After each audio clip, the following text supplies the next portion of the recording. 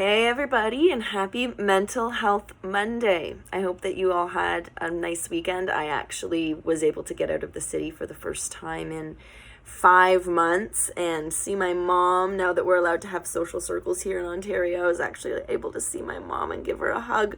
And because of our trip in from January to March, I hadn't seen her or my sister or my mom's husband in more than 5 months. So that's definitely the longest I have ever gone without seeing any of them.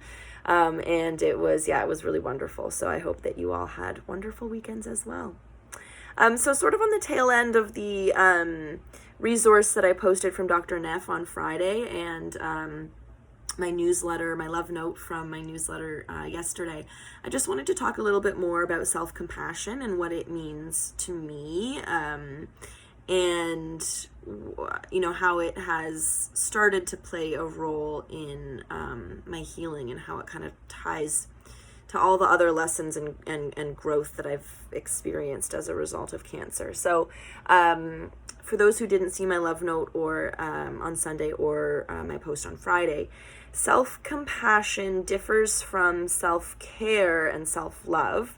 They're all really tied together for sure, because it's all about loving and supporting you. But self-compassion really has to do with how we treat ourselves. And for me, it really comes down to insecurities and cycles of negative self-talk. That was sort of how it manifested for me. So if you've read my blog series, my We Are Worthy 3-parter, you will know from that I struggled with a lot of self-confidence issues and self-esteem issues, and just insecurities in general.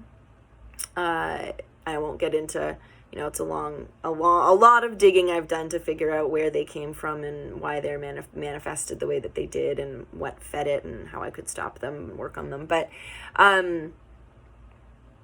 mostly what it boils down to is that I didn't feel worthy. I didn't feel worthy of love and support just the way I am, without having to change or behave a certain way, or behave a way I thought other people wanted me to, or speak the way I thought people wanted me to, do the things that I thought people wanted me to.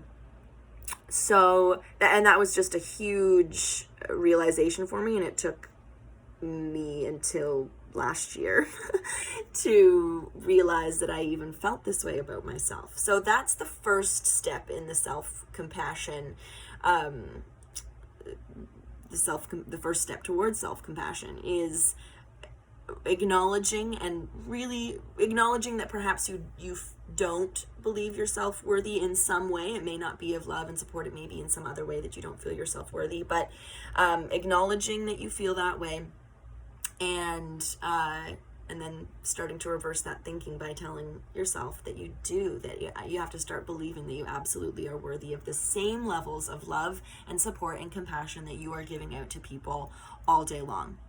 And I think especially for breast cancer in particular, they talk about that breast cancer personality, of person who overmothers and cares about everybody else and puts their needs last. And I think that that's a common byproduct of not feeling like we are worthy of that love and compassion ourselves, is we kind of just unload it on everybody else, maybe in hopes that we will make ourselves worthy.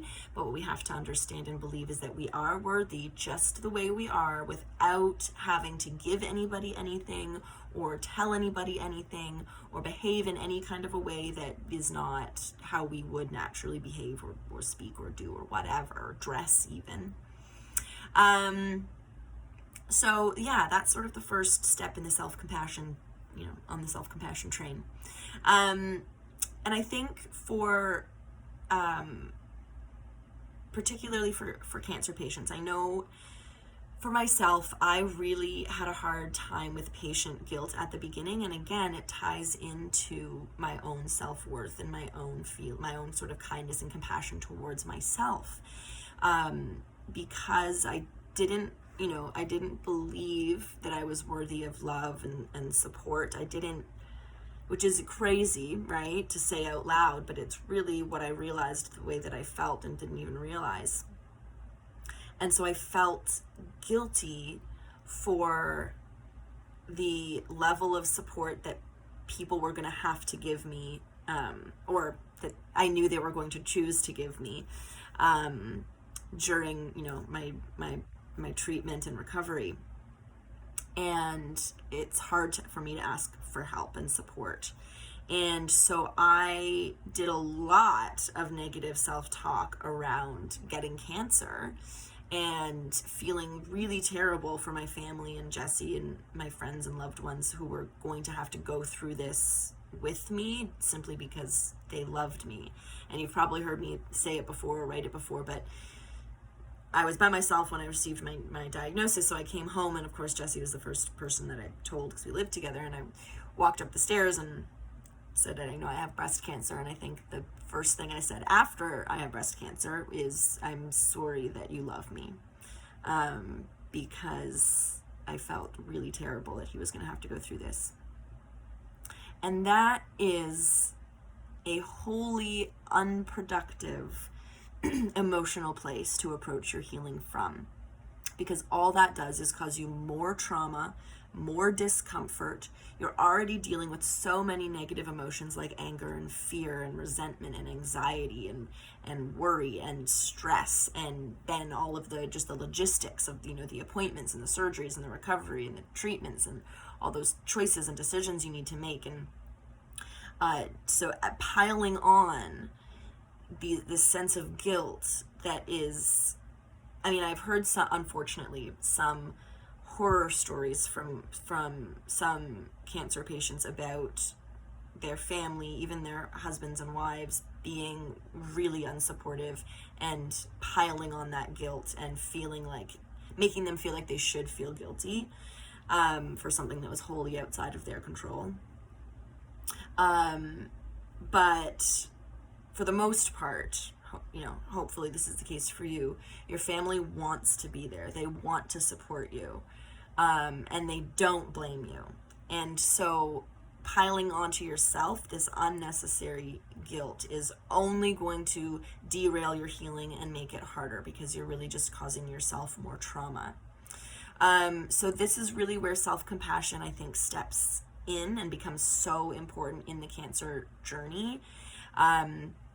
You have to make it a priority to show yourself the same level of love and support and compassion and patience that you would your children, your parents, your siblings, your loved ones, your friends, because we are hardest on ourselves. And I think those effects and those feelings are amplified when we're going through something as stressful as cancer is.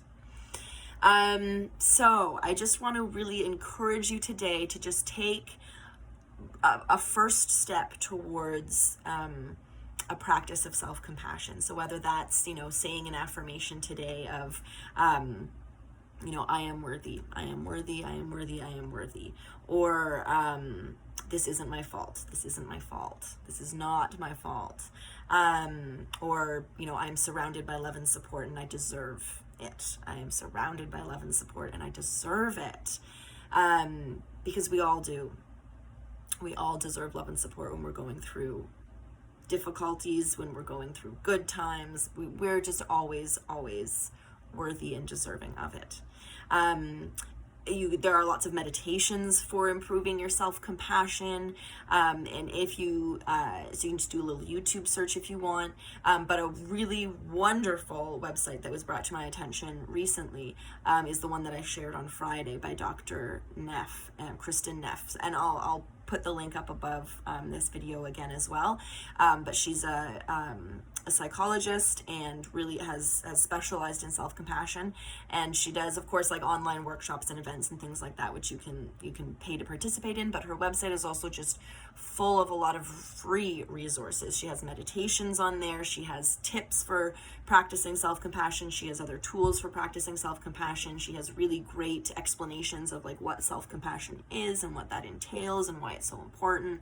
So I really encourage you to check it out, particularly if you are if what I described is resonating with you, if you're like, yes, you know what, I am feeling a lot of guilt right now, I am really hard on myself, even if you think you're not, because I didn't think I was. I thought that, you know, I never, until I was sort of slapped in the face with it, and was like, oh wow, no, that is really a description of me.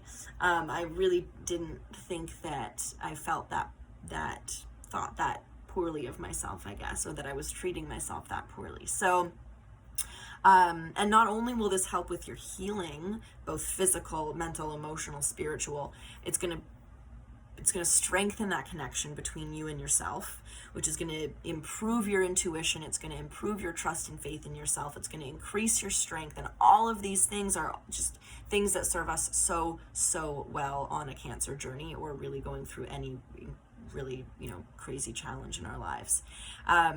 So I absolutely 100% would love if today for Mental Health Monday you took just one small step towards a little bit more self-compassion in your life. I think you will find that it is just going to bring you nothing but happiness, more strength, more security. And yeah, I think you'll just find that it improves your life and even the life of those around you, because nobody likes seeing the people that they go through, that they love, going through, you know, something as tough as cancer, in addition to, you know, piling more guilt and anything like that on top of it. So by helping yourself, you'll also help others, which I know we all love to do. So I hope you guys have a really wonderful Mental Health Monday, and that your week is great. And if it is not going great so far, I hope that it improves. And we will talk to you soon. Bye.